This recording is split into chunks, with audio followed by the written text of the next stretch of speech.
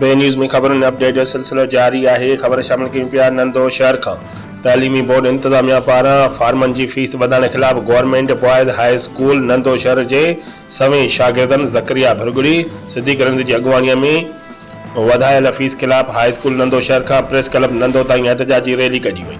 उन मौके ते शागर्दन सख्त एहतजाज कंदे चयो त नائين ऐं ॾहीं क्लास के शागिर्दनि की इम्तिहानी फीस माफ़ हुई, पर ओचितो हिन साल 2000 ताईं इम्तिहानी फीस मुक़रर कई वई है, जेका गरीब शागिर्दनि जी तइलीम लाइ ॼण त रस्ता रोक है। वधायल फीस के करे हज़ारें शागिर्द इम्तिहान ॾियण खां रहिजी वेंदा। उन्हनि वज़ीर तालीम सिंध, सेक्रेटरी तालीम सिंध और वज़ीर आला सिंध का मुतालबो कयो त फौरी तौर ते इम्तिहानी फीस माफ़ करे शागिर्दनि जो मुस्तक़बिल बचायो वञे।